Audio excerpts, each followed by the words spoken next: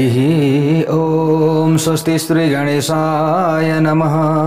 ॐ नमो भगवते वासुदेवाय। ॐ श्रीदेव्यै नमः। ॐ खड्गं चक्रगदेषु चापपरिगान् शूलं भुशुण्डिं शिरः शङ्खं संदधतिं करैस्त्रिनयनां सर्वाङ्गभूषावृतां नीलास्मद्युतिमास्य पाददशकां सेवे महाकालिकां यमस्तोत्स्वपिते हरौ कमलजो हान्तुं मधुं कैटभं नारायणं नमस्कृत्य नरं चैव नरोत्तमं देवीं सरस्वतीं व्यासं ततो जयमुदीरये। जय बोलो श्रीमद् भागवत महापुराण को जय। प्यारा भक्त भागवतहरू, यतिखेर श्रीमद् भागवत महापुराण कथा श्रवण गर्दै हुनुहुन्छ। नैमिषारण्यमा शौनकादि 88,000 ऋषिहरूलाई सूतजीले यो कथा श्रवण गराउँदै हुनुहुन्छ। प्यारा भक्त भागवतहरू, वेदव्यासजीले राजा जन्मेजयलाई यो कथा श्रवण गराउँदै हुनुहुन्छ भने श्रीहरि नारायणले नारदजीलाई यो कथा प्रसङ्ग श्रवण गराउँदै हुनुहुन्छ। अब यहाँ अगाडि गएर जो मनुहरू छन्, मनुहरूको वर्णन गरिएको छ। प्यारा भक्त भागवतहरू, श्री नारायण भन्नुहुन्छ अथात श्रूयतां शेष मनूनां चित्र मुद्भवम् अस्य स्मरण मात्रेण देवी भक्ति प्रजायते। हे नारदजी, अब तपाईलाई बाँकी मनुहरूको अद्भुत उत्पत्तिको विषयमा सुनाउँछु। जुन कथा प्रसङ्गको स्मरण मात्रले देवीमा भक्ति उत्पन्न हुन्छ भनेर यसरी श्री हरिनारायण भन्नुहुन्छ। वैवस्वत मनुका करुष अनि पृषद र नाभाग, दिष्ट, सर्याती अनि त्रिशङ्कु नामका उज्जवल कीर्ति भएका 6 छोरा थिए। ती अत्यन्त बडा पराक्रमी थिए। यिनीहरूले यमुनाको तटमा गएर निरन्तर निराहार रहेर श्वासलाई नियन्त्रण गरेर भगवतीको पूजा आराधना गरे। त स्वामिनी भगवती भुवनेश्वरी पनि उहाँ प्रकट हुनुभयो। प्यारा भक्त भागवतहरू, त त्यो समयमा भगवतीले भन्नुभयो के चाहिन्छ तिमीहरूलाई, वरदान माग भनेर भनिसकेपछि मनुपुत्रहरूले भने हे भगवती देवी निष्कण्टकम राज्यम सन्ततिश्चिरजीविनी, हामीलाई निष्कण्टक राज्य प्राप्त होस्, चिरञ्जीवी छोराछोरी हौन्, अखण्ड भोग प्राप्त होस् भनेर यसरी मागे। त भगवतीले पनि के गरिदिनु भयो, तथास्तु भनिदिनु भयो। एवमस्तु च सर्वेषां भवतां यन्मनोगतम गतम, ल यस्तै हुनेछ भनेर आशीर्वाद दिनुभयो। प्यारा भक्त भागवतहरू, अनि भन्नुभयो हे मनुपुत्रहरू, मेरो कृपाले तिमीहरू सबै क्रमैले मन्वन्तरका अधिपति हुनेछौ र चिरञ्जीवी छोराछोरीहरू प्राप्त गर्नेछौ भनेर भगवतीले भनिदिनु भयो। उनीहरू प्रसन्न भए। ती वीरहरूलाई वर दिएर भगवती तत्काल अन्तर्धान हुनुभयो। त्यस पछाडि सावरणी पद र नाम भएका ती सबै मनुहरूले उत्तम सन्तान पैदा गरेर पृथ्वीलोकमा आफ्ना आफ्ना वंश परम्परा चलाए। अर्को जन्ममा क्रमैले ती सबै मन्वन्तरका अधिपति भए। दक्ष सावरणी नामक प्रथम मनुपुत्र 9 मनु भए, यसरी बताइएको छ।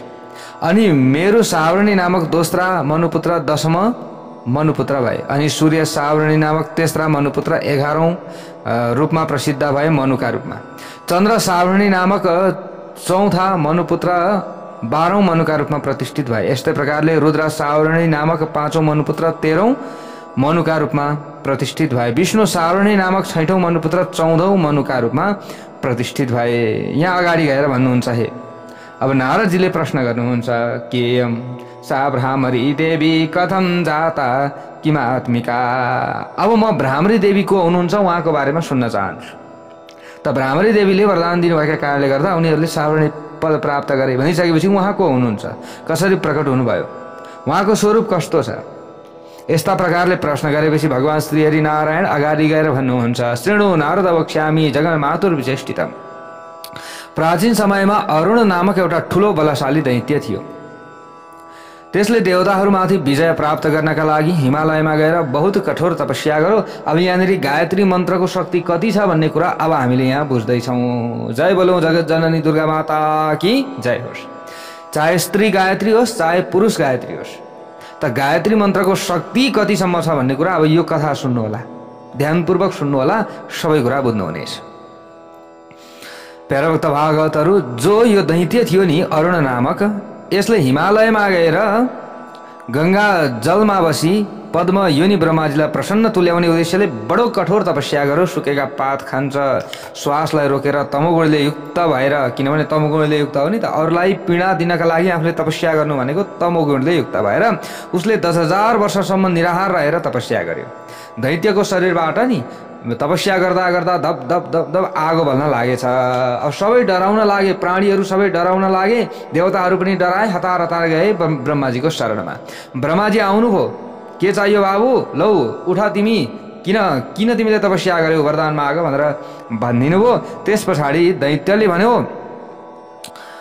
हे प्रभु, न युद्धे न च शस्त्रास्त्र न पुम्यो भनेको यहाँनिर न युद्धे न च शस्त्रास्त्र भनेको मलाई न युद्धमा म मर्न सकूँ, मलाई युद्धमा कसैले पनि मार्न नसकोस्।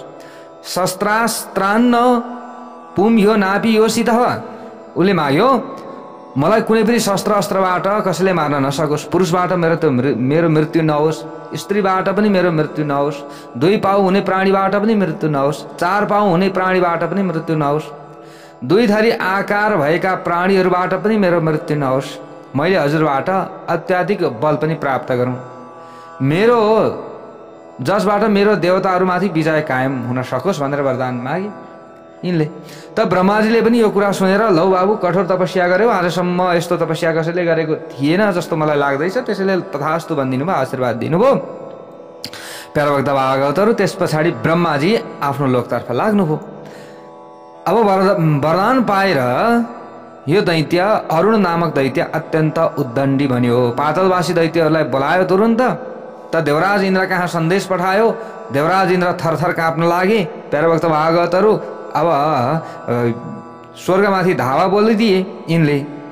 त देवताहरू सबै डराए, त्यहाँबाट भाग्न लागे, हतार हतार गए कैलाशमा। प्यारा भक्त भागवतहरू ल हेर्नुहोस्, त कैलाशमा गए, भगवान शङ्करको शरणमा। भगवानले भन्नुभयो, लौ त अब ब्रह्माजीले वरदान दिएका कारणले गर्दा अब मैले के गर्न सक्छु, मैले केही पनि गर्न सक्दिनँ, बरु भगवती देवीको आराधना गर भनेर भनिदिनु। अनि भगवान शङ्करले भनिदिनु भयो के त भन्दा, त्यो अरुण नाम गरेको जो दैत्य छ नि, त्यसले के गर्दैछ त भन्दा गायत्री मन्त्रको अनुष्ठान गर्छ। त्यसले जहिले गायत्री जप्छ, त्यसै कारणले गर्दा त्यसले गायत्री जप्न छोड्यो भने त्यो तेजले बलले हीन हुनेछ अनि त्यसलाई मार्न सकिन्छ, नभए त्यसलाई मार्न सकिँदैन।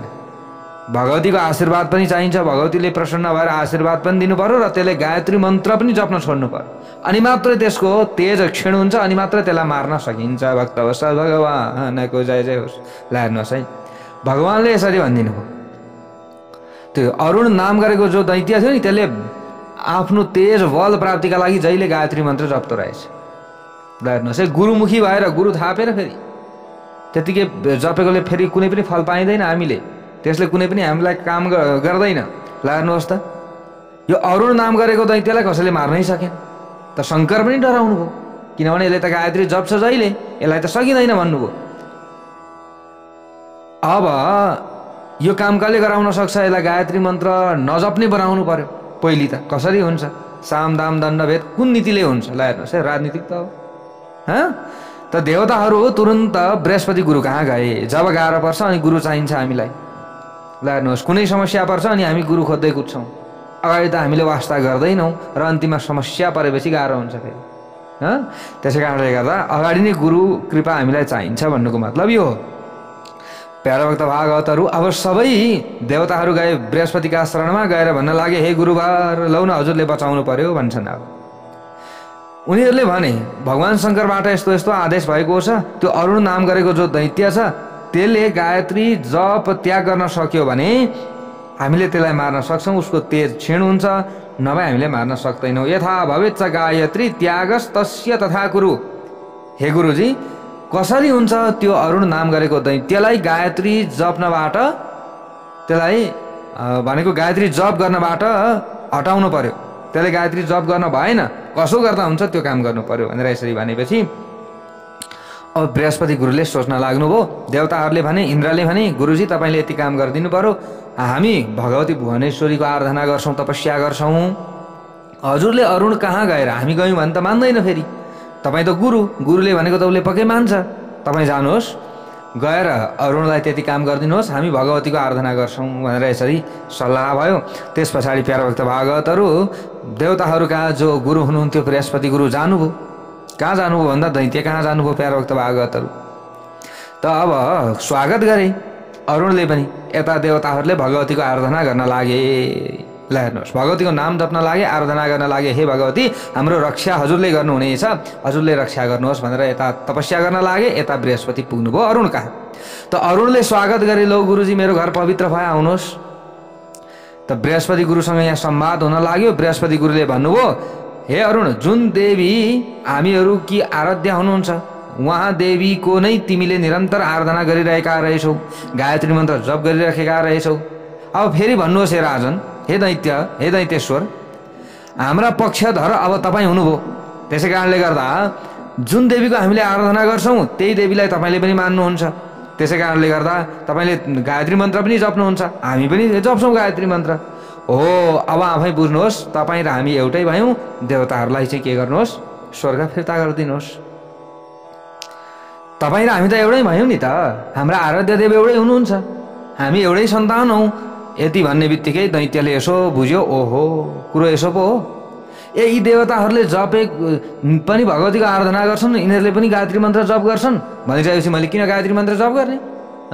यिनीहरूभन्दा त म बलशाली छु नि, उनीहरूले गरेकै काम गरेँ भने त उनीहरू जस्तै म भइहालेँ नि, म त निज पो हुने रहेछु त। ल हेर्नुहोस् है, दैत्यको विनाशकाले विपरीत बुद्धि। त गुरुजीले पनि यो टेक्निक लगाइदिनु हो। अब उसले गायत्री मन्त्र जप गर्न छोडिदियो। भक्तवत्सल भगवानको मैले किन जप गरौँ? छोडिदियो सबै, गायत्री मन्त्र जप गर्नै छोडिदियो। बिस्तार बिस्तार बिस्तार गरेर उसको शरीर आलस्य हुँदै गयो, तेज क्षीण हुँदै गयो। उता भगवती पनि प्रकट हुनुभयो देवताहरूले आराधना गर्दा गर्दै, र भगवतीले वरदान दिनुभयो, हे देवता हो चिन्ता नगर, तिमीहरूको कुरो मैले बुझिसकेँ। अब त्यो दैत्यको वध हुन्छ। उसले गायत्री मन्त्र पनि जप गर्न छोडिदिएको छ। अब म भमराको सृष्टि गर्छु, भमरा मेरो शरीरबाट निकालेर म पठाइदिन्छु। त्यही भमराले टोक्दा टोक्दा टोक्दा दैत्यहरूको मृत्यु हुन्छ भनेर भनिदिनु भयो। र देवताहरूले पनि भगवतीको स्तुति गरे। यहाँ प्यारभक्त भागवतहरू सुन्दर स्तुति छ।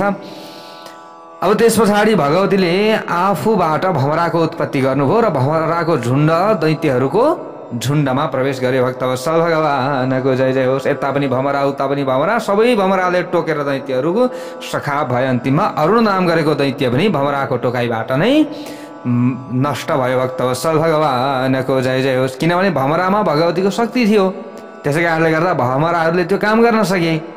जसरी मौरी अरिङ्गालले चिल्दाखेरि व्यक्तिलाई ज्वरो आउँछ, हरेक प्रकारले व्यक्तिको मृत्यु हुन्छ, त्यस्तै प्रकारले दैत्यहरूको पनि के भयो, मृत्यु हो। भक्तवत्सल भगवानको जय जय होस्। जब दैत्यहरू नाश भए त्यस पछाडि ब्रह्मा विष्णु आदि सबै देवताहरूले आएर भगवतीको पूजा गरे। त्यो समयमा नानो पचारैर विविधैर नानो पायन पाडय। त्यस पछाडि भमराको उत्पत्ति गराउनेवाली जो भगवती हुनुहुन्थ्यो, उनी भगवतीको के गरे, सबैले आराधना गरे, स्तुति गरे। भ्रामरी देवीलाई हेर्नुहोस्, हामी पनि भ्रामरी देवी भनेर पूजा गर्ने गर्दछौँ, भ्रामरी भगवती। त भगवतीमाथि पुष्पको वृष्टि भयो। त भगवान भन्नुहुन्छ नारायण, जसले यो चरित्र श्रवण गर्दछ उनीहरूको सारा पापहरू नाश भएर जान्छ। जसले यो चरित्र पढ्ने वा सुन्ने काम गर्दछ भने उनीहरूको कल्याण हुन्छ। र उसले देवीको सायुज्य पदलाई प्राप्त गर्दछ। सर्व पाप विनिर्मुक्तो देवी सायुज्यम आप्नुयात्। यसरी भगवानले भन्नुभएको छ। प्यारभक्त भागवतहरू अगाडि गएर नारदजी प्रश्न गर्नुहुन्छ, भगवन् भूत भव्येश नारायण सनातन आख्यातम परमाश्चर्यम देवी चारितमुत्तमम्। हे भगवान, हे भूत भव्येश, हे नारायण, हे सनातन, हजुरले भगवती भुवनेश्वरीको अत्यन्त विस्मयजनक उत्तम चरित्रको वर्णन गरिदिनु हो। असुरहरूसँग द्रोह गर्ने देवताहरूको कार्य सिद्धिका लागि माता भगवतीको आविर्भाव, देवीको पूर्ण कृपाबाट देवताहरूको अधिकार प्राप्त गरेको कुरा पनि मैले सुने। यो सबै सुने। अब जुन आचारद्वारा सधैँ भगवती आफ्ना भक्तहरू माथि प्रसन्न हुनुहुन्छ, भक्तहरूको परिपालन गर्नुहुन्छ, त्यस आचारको विषयमा म सुन्न चाहन्छु। के गर्दा भगवती प्रसन्न बन्नुहुन्छ भनेपछि श्रीहरि नारायण भन्नुहुन्छ श्रेणु नारदव तत्त्वज्ञ सदाचार विधिक्रमम यदनुष्ठान मात्रेण देवी प्रीणाति सर्वदा। म क्रमैले भन्छु हे नारदजी सुन्नुहोस्, प्रतिदिन प्रातःकालमा उठेर जुन आचारले पालन गर्नुपर्दछ, सबै दुई ब्राह्मणहरूको उपकार गर्ने जुन आचारलाई म प्रकाशित गर्दछु, ब्राह्मणहरूको उपकार गरे भने पनि के हुने, भगवती प्रसन्न भन्नुहुन्छ। सूर्योदयदेखि सूर्यास्तसम्म नित्य नैमित्तिक कर्म र आनन्दित आचारले युक्त भई अन्य सत्कर्म गर्नुपर्दछ।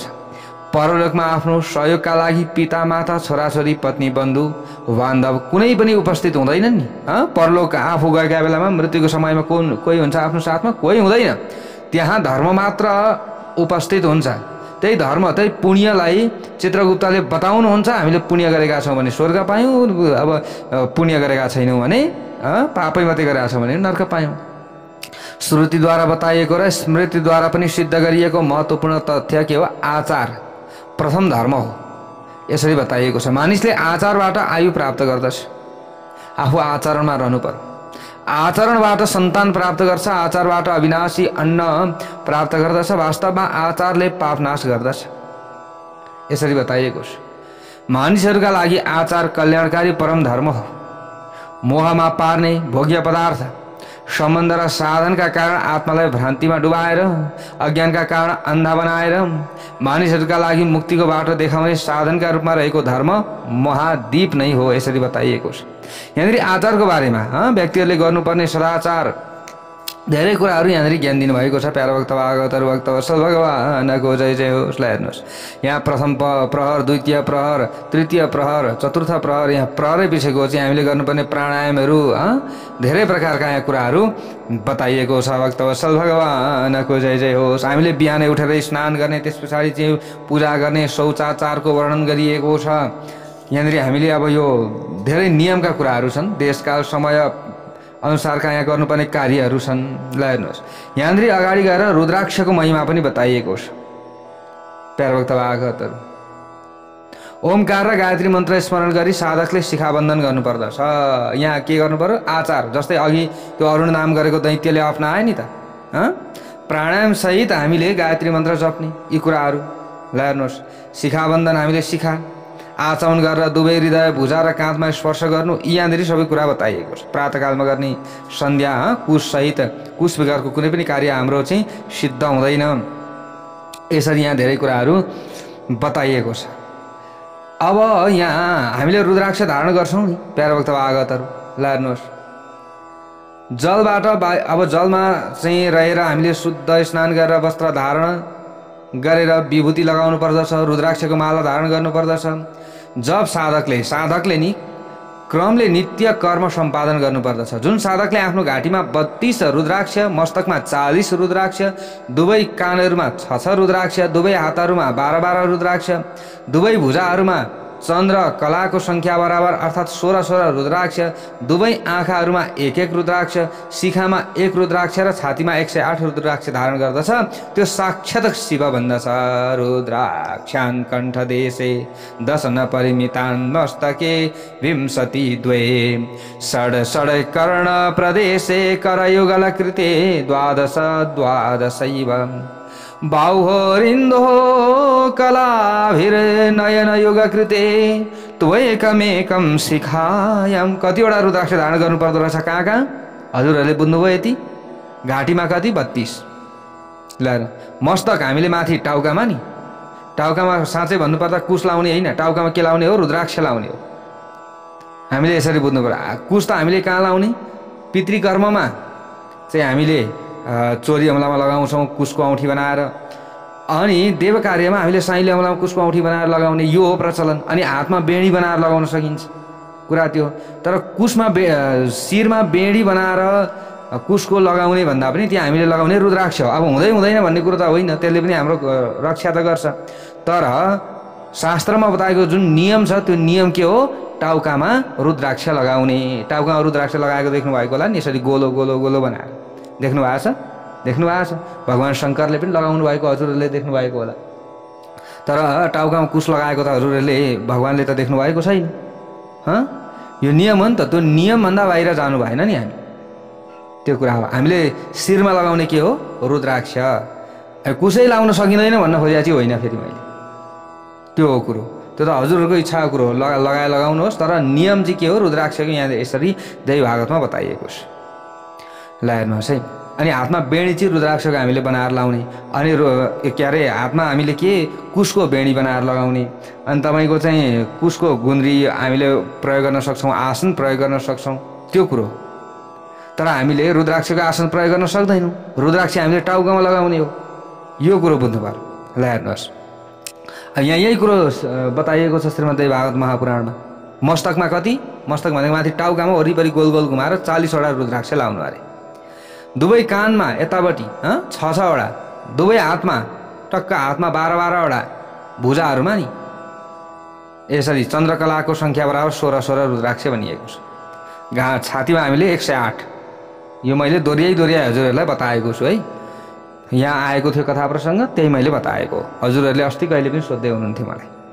यहाँ भन्नुहुन्छ साधकले रुद्राक्षलाई सुन अथवा चाँदीको तारले बाँधेर शिखा, दुवै कान, दुवै हात, घाँटी, कण्ठ, उदरमा श्री पञ्चाक्षर मन्त्र नमः शिवाय ओमकारको जप गर्दै सावधान भएर धारण गर्नुपर्दछ। यसरी बताइएको छ। जुन रुद्राक्षलाई शिखामा धारण गरिन्छ त्यसलाई कारक तत्त्व बराबर जान्नुपर्दछ। कानमा धारण गर्ने रुद्राक्षमा शिव र पार्वतीको भावना गर्नुपर्दछ। जनैमा धारण गरिने जस्तै यतापट्टि हैन रुद्राक्षलाई चारै वेद समान, हातमा धारण गर्ने रुद्राक्षलाई पूर्व आदि दिशाहरूको रूपमा जान्नुपर्दछ। कण्ठमा धारण गर्ने रुद्राक्षलाई देवी सरस्वती समान, अग्नि समान मान्नुपर्दछ। यसरी यहाँ बताइएको छ प्यारोभक्त भागवत। मन्त्र उच्चारण गर्दै रुद्राक्ष धारण गर्नुपर्दछ।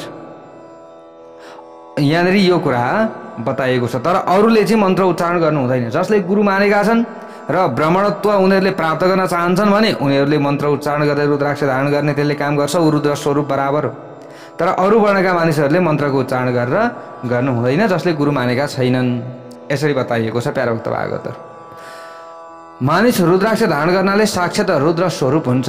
रुद्राक्ष धारणाद् रुद्रो भवति एव न संशय। रुद्रो भनेको रुद्रो, भवति एव न संशय, कुनै संशय छैन। रुद्राक्ष धारण गर्ने मान्छे साक्षात भगवान शङ्कर हो। तर रुद्राक्ष पनि धारण गरेको छ, खाएको छ दुनियाँ चिचिरा पापा, त्यसले चाहिँ काम दिँदैन है। फेरि यो कुरो बुझ्नु होला।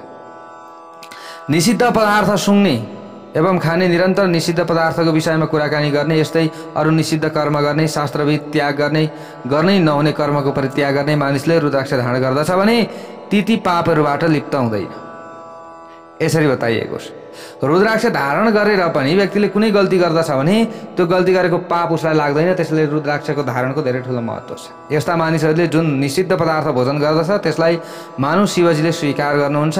शिवजीले नै त्यो पाप कटाइदिनुहुन्छ। जसले जुन निषिद्ध पदार्थको पान गर्दछ, खान नहुने चिज खान्छ, मानव शिवजीले स्वयं त्यो पान गर्नुहुन्छ र जुन पदार्थ सुँग्दछ त्यसलाई मानव शिवजीले सुँग्नुहुन्छ र त्यो पाप कटाइदिनुहुन्छ। रुद्राक्ष धारण गर्दा लाज मान्दछ। जुन मानिसले लाज मान्दछ रुद्राक्ष धारण गर्न, तिनीहरूको करोडौँ जन्ममा पनि मोक्ष हुँदैन।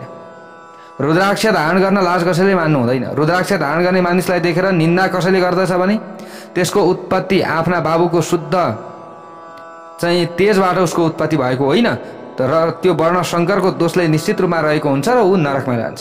त्यसैले कसैले रुद्राक्ष लाएको छ भनेर कसैले हाँस्दछ, खिसी ट्याउरी गर्दछ भने त्यो व्यक्ति नरकमा जान्छ। यहाँ यही कुरा बताइएको छ। रुद्राक्ष धारण गर्नाले नै रुद्रहरूले रुद्रपद पाएका हुन्। मुनिहरू सत्य सङ्कल्पले परिपूर्ण भएका हुन्। स्वयं ब्रह्माजीले ब्रह्मा पद रुद्राक्ष धारण गरेरै पाउनु भएको। त्यसकारण रुद्राक्ष धारणभन्दा उत्तम अरू केही हुँदैन। जुन मानिसले रुद्राक्ष धारण गर्ने मानिसलाई अन्न प्रदान गर्दछ त्यो सबै पापबाट मुक्त भई शिवलोकमा जान्छ। रुद्राक्ष धारिणे भक्त्या वस्त्रम धान्यम ददाति सर्व पाप विनिर्मुक्तः शिवलोकम सगच्छति। हेर्नुहोस् त कति ठुलो महिमा छ। हजुरहरूले दान गर्नुहुन्छ नि, रुद्राक्ष धारण गर्ने व्यक्तिलाई दान गर्नुहोस् जसले रुद्राक्ष धारण गरेको छ, त उनीहरू स्वयं मुक्त हुन्छन् अरे। जसले रुद्राक्ष धारण गर्ने व्यक्तिलाई दान गर्छ। जुन मानिसले प्रसन्नतापूर्वक रुद्राक्ष धारण गर्ने मानिसलाई श्राद्ध कर्ममा भोजन गराउँछ, घरमा श्राद्ध गर्न लगाउँछ, रुद्राक्ष धारण गर्ने व्यक्तिलाई श्राद्ध कर्ममा भोजन गराउँछ भने त्यो पितृलोकमा प्राप्त हुन्छ। यसमा कुनै सन्देह मान्नु पर्दैन, कुनै सन्देह गर्नु पर्दैन। पितृलोकमवाप्नोति नात्र कार्य विचारणा। ल हेर्नुहोस् यस्तो राम्रो कुरा छ। रुद्राक्ष धारण गर्ने मानिसका दुवै पाउलाई जलले पखालेर चरणोदक पान गर्ने मानिस पनि सबै पापबाट मुक्त भएर शिवलोकमा शोभायमान हुन्छ। जो गुरु जो ब्राह्मणले रुद्राक्ष धारण गर्नुहुन्छ नित्य, फेरि एक दिन मात्रै लगाउने भोलिपल्टदेखि फाल्दिने, त्यो होइन, एउटा विधिवत तरिकाले रुद्राक्ष धारण गर्नुहुन्छ भने उहाँको चरणोदक पाउद भएको पानी खाँदाखेरि पनि ती व्यक्तिहरू उद्धार हुन्छन्। ल हेर्नुहोस् त कति ठुलो कुरो छ। हारम वा कटकम वापि सुवर्णम वा द्विजोत्तमः। भक्तिपूर्वक रुद्राक्ष सहित हार बाला सुनका आभूषण धारण गर्ने मानिस रुद्रत्वमा प्राप्त हुन्छ। जुनसुकै मानिसले जहाँसुकै रहेर मन्त्रसहित मन्त्ररहित भावरहित लज्जापूर्वक भए पनि भक्तिपूर्वक रुद्राक्ष धारण गर्दछ भने त्यसले समस्त पापबाट मुक्त भएर सम्पूर्ण ज्ञान प्राप्त गर्दछ। कसले बताउँदै हुनुहुन्छ?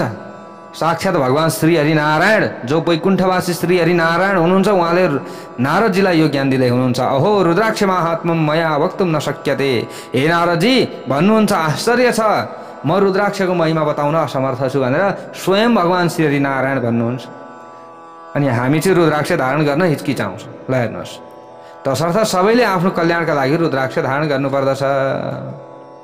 भगवान श्री हरिनारायण अगाडि गएर भन्नुहुन्छ, एवमेव पुरा पृष्ठो भगवान गिरिशा प्रभो षड्मुखेन च रुद्रस्तम यदुवाच शृणुष्व तत्। हे नारदजी, जसरी आज तपाईँ मसँग रुद्राक्षको महिमाको विषयमा प्रश्न गर्दै हुनुहुन्छ, त्यसरी नै पहिले षडानन कार्तिकेयले कैलाशमा आरामपूर्वक शयन गरिरहनु भएका भगवान रुद्र शिवसँग सोध्नु भएको थियो। भगवान शिवले स्वामी कार्तिकेयलाई जुन कुरा बताउनु भएको थियो त्यो तपाईँलाई म बताउँदैछु। भगवान शङ्करले भन्नुभयो, हे षडानन, रुद्राक्षको विषयमा संक्षेपमा यथार्थमा वर्णन गर्दैछु। प्राचीन समयमा सबैद्वारा दुर्जय एउटा त्रिपुर नामक दैत्य थियो। त्यसले आफ्नो अपराजय पराक्रमद्वारा ब्रह्मा विष्णु आदि देवताहरूलाई पराजित गर्यो। ती सबै देवताहरूले मेरो समीपमा आएर सबै वृत्तान्त बताएपछि मैले त्रिपुरको विषयमा चिन्तन गरेँ भन्नुहुन्छ यहाँ भगवान शङ्कर। भगवानले यसरी चिन्तन गर्नुभयो, त्रिपुरको वध गर्न, देवताहरूको उद्धार गर्न, समस्त देवताहरूको जो पुञ्जीभूत शक्तिले सम्पन्न दिव्य जाज्वल्यमान घोर स्वरूप भएको सबै किसिमका विघ्न नाश गर्ने अघोर नामक शस्त्रको विषयमा कल्पना गर्नुभयो भगवान शङ्करले। दिव्य 1 वर्षसम्म आँखा खोलेर त्यहाँनिर बस्नुभयो अरे के भगवान शङ्कर नि चिन्तन गर्दै। त्यस पछाडि अत्यन्त आकुल भई मेरा आँखाबाट भन्नुहुन्छ, भगवान शङ्करको आँखाबाट के खसेछ? आँसुको थोपा खस्न थाल्यो। आँखा खोलेर दिव्य 1 वर्षसम्म बस्नुभएछ भगवान शङ्कर। यसरी आँखा हेरै गर्नु त हजुरहरू पनि आँखाबाट आँसु खस्दैन। त्यसरी नै भगवान शङ्करको आँखाबाट आँसु खसेछ।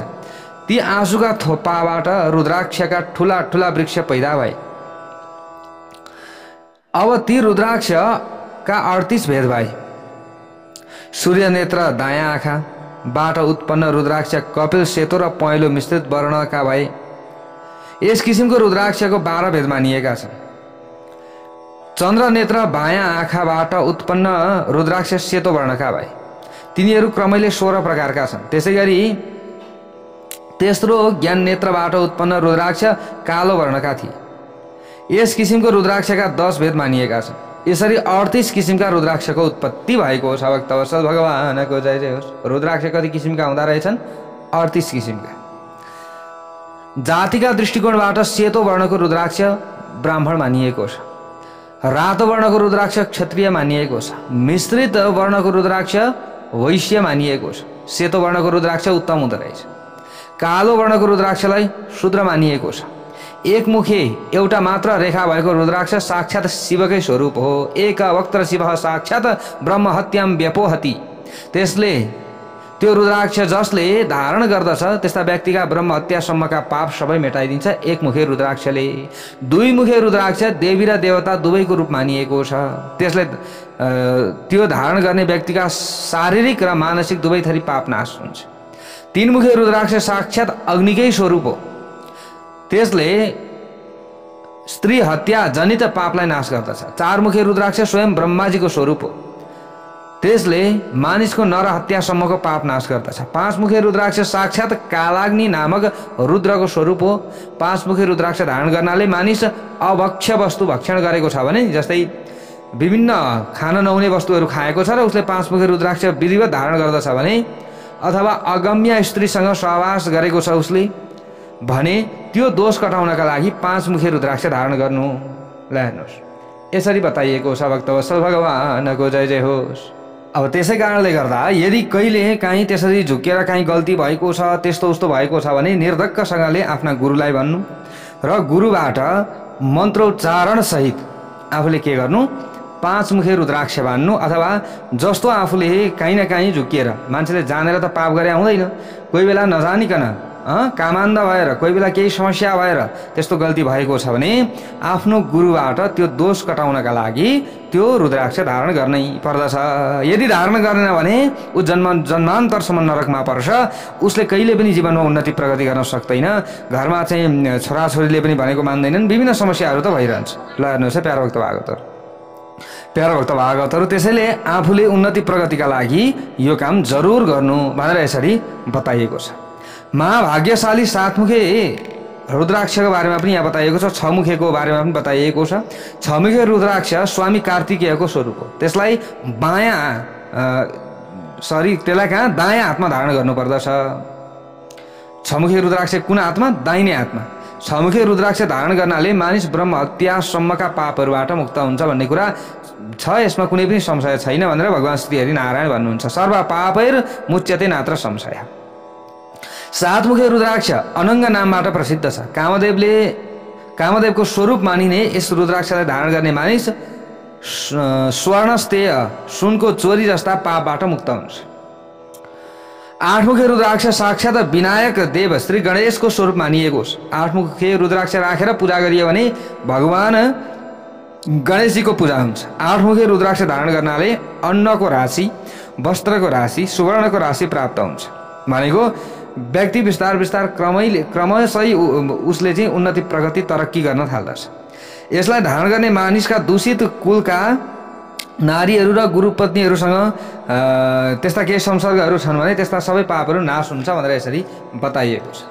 यस्तै अरू पनि विभिन्न पापहरू नाश भएर जान्छ। त्यस मानिसका सबै विघ्नहरू नाश हुन्छन्। ल हेर्नुहोस्, आठमुखे रुद्राक्ष जसले धारण गर्छ उसमा कुनै पनि विघ्न आउँदैन। अन्त्यमा त्यो मानिस परम पदमा प्राप्त हुन्छ। माथि बताइएका सबै फल आठमुखे रुद्राक्षको धारणबाट प्राप्त हुन्छन्। नौमुखे रुद्राक्ष भैरव स्वरूप हो। यसलाई बायाँ भुजामा धारण गर्नुपर्दछ। यस किसिमको रुद्राक्षलाई भोगदाता र मोक्षदाता मानिएको छ।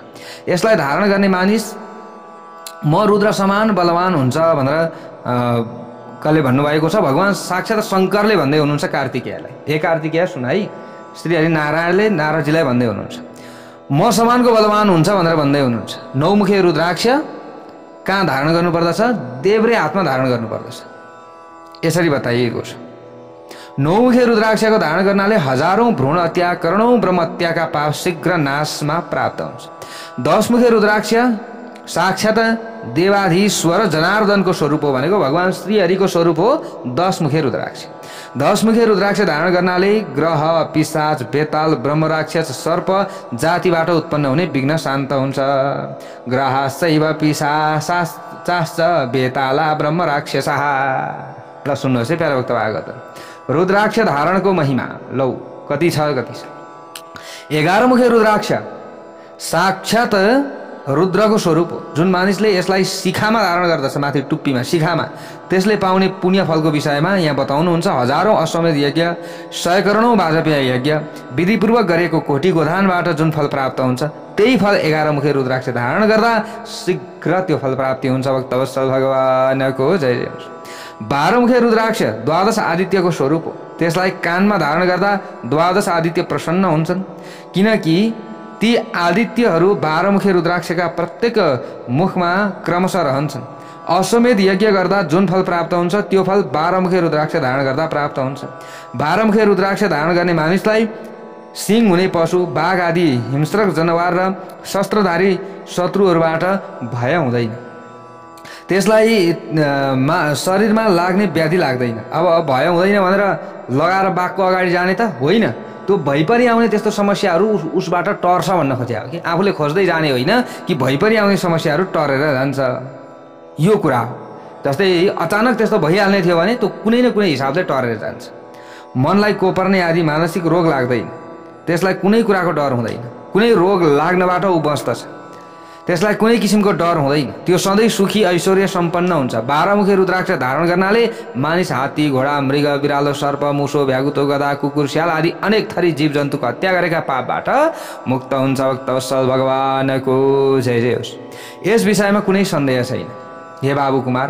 यदि 13 मुखे रुद्राक्ष पाइन्छ भने त्यसलाई तिमीले आफै समान अर्थात् कार्तिकेय समान जान्नुपर्दछ। त्यस रुद्राक्षले सबै कामना र सबै प्रयोजनमा सिद्धि प्रदान गर्दछ। त्यसलाई धारण गर्ने मानिसले सबै रस पदार्थ र रसायनमा सिद्धि प्राप्त गर्दछ। त्यसले सबै भोग्य पदार्थ प्राप्त गर्दछ। यसमा कुनै विचार गर्नु पर्दैन। यसडानन् आफ्ना आमा बुबा दाजु भाइलाई जसले दुःख दिएको छ, कोही बेला त्यस्तो चाहिँ अकस्मात उनीहरूको आफ्नो हातबाट मृत्यु भएको छ भने 13 मुखे रुद्राक्ष धारण गर्नाले ती सबै पापबाट मुक्त पाउँछ। हेर्नुहोस्, मैले मुक्ति पाइहाल्ने रहेछु नि भनेर फेरि त्यो गलत कर्म गर्ने चाहिँ होइन, त्यो जानी जानी गरेको होइन, अन्जानमा गरेका पापहरू नष्ट हुने हो। यो कुरा बुझिराख्नु होला प्यारा भक्त भागवतहरू। यति गर्दा भइहाल्ने रहेछ नि भनेर फेरि त्यो गर्ने चाहिँ होइन। 14 मुखे रुद्राक्ष आदि प्राप्त हुन्छ भने त्यो साधकले निरन्तर आफ्नो मस्तकमा धारण गर्नुपर्दछ। यसरी धारण गर्ने मानिसको शरीर शिवको शरीर समान बन्दछ। त्यो साक्षात् शिव तुल्य हुन्छ। उसले बोलेका कुराहरू, उसले दिएको आशीर्वादहरू लाग्ने हुन्छ। भक्तवत्सल भगवानको जय जय होस्। हेर्नुहोस्, आज रुद्राक्षको महिमा यति वर्णन यहाँनिर गरियो। अब भोलि यहाँबाट उता अझै रुद्राक्षको महिमा, भस्मको महिमा धेरै छ। त्यो हामीले अब ज्ञानवर्धक जान्नुपर्ने कुराहरू आउँदैछ, हामीले श्रवण गर्न पाउनेछौँ। आजको भागबाट मलाई बिदा दिनुहोस्। जय